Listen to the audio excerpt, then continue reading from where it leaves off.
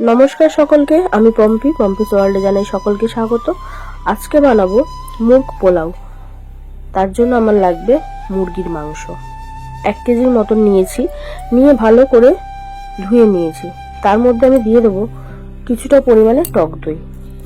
টক দইটা দিলে খুব সফট হয়, মাংসটা জুসি হয়। তার মধ্যে দিয়ে দিচ্ছি কিছুটা পরিমাণে লবণ। তার মধ্যে দিয়ে দেবো কিছুটা কুচানো ধনেপাতা। তার সাথে দিয়ে দেবো 3টে কাঁচা লঙ্কা। যে যেমন ঝাল খাও সেই অনুযায়ী কাঁচা লঙ্কা দিয়ে নেবে। তার সাথে আমি দিয়ে দেবো গরম মশলা, গুঁড়ো গরম মশলা দিয়ে ভালো করে মাখিয়ে নেব। ভালো করে মাখিয়ে নিয়ে আমি কিছুক্ষণ এটা রেখে দেবো, মোটামুটি ওই 10-15 মিনিটের মতন রেখে দেবো। দিয়ে ততক্ষণ আমি অন্য একটা ডেচকিতে করবো। আমি ডেচকির মধ্যে দিয়ে দিলাম সর্ষের তেল, দিয়ে দিচ্ছি গোটা গরম মশলা, তার মধ্যে দিচ্ছি তেজপাতা, আর গোটা গরম মশলায় রয়েছে লবঙ্গ, দারচিনি, এলাচ। দেব কিছুটা পরিমাণে মৌরি, দিলে গন্ধটা খুব সুন্দর আসে। দিয়ে দেবো কিছুটা পরিমাণে কুচানো পেঁয়াজ। পেঁয়াজটা একটু হালকা লালচে লালচে হয়ে আসলে পরে দেব কিছুটা পরিমাণে নুন। দিয়ে তার মধ্যে দিয়ে দিলাম আদা রসুনের পেস্ট, দিয়ে ভালো করে এটা ভেজে নেব। ভেজে নিয়ে তার মধ্যে দিচ্ছি ধনে গুঁড়ো, জিরে গুঁড়ো দিয়ে আর একটু ভালোভাবে মিশিয়ে নেব। নিয়ে এবার যে মাংসটা ম্যারিনেট করে রেখেছিলাম সেটাকে ঢেলে দিচ্ছি।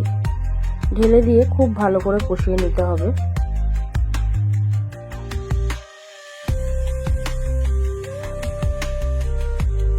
এটা কষাতে কষাতে আমি অন্য একটি পাত্রের মধ্যে চালটা ঢেলে নিয়ে ধুয়ে নেব। এখানে আমি চালটা ব্যবহার করছি ব্রাউন রাইস। এখানে তোমরা যদি চাও গোবিন্দভোগ চালও ইউজ করতে পারো। চালটা আমি ভালো করে ধুয়ে নিচ্ছি। মাংস থেকে সুন্দর তেল ছেড়ে গিয়েছে, অনেকটা জলও বেরিয়েছে। চালটাও আমার ধোয়া হয়ে গিয়েছে। এই চালটাকেই আমি মাংসের মধ্যে অ্যাড করে দেব। দিয়ে খুব ভালো করে নিচ থেকে তুলে তুলে মিশিয়ে নেব।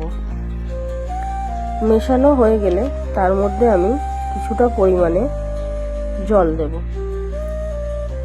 যতটা চাল ঠিক ততটাই জল দিতে হবে। আমার 1 কেজি চাল, 1 কেজি চালের জন্য আমি 1 লিটার মতন জল দিয়েছি। তার মধ্যে আমি দিয়েছিলাম কিছুটা দুধ, কোনো কারণে দুধটা স্কিপ হয়ে গিয়েছে।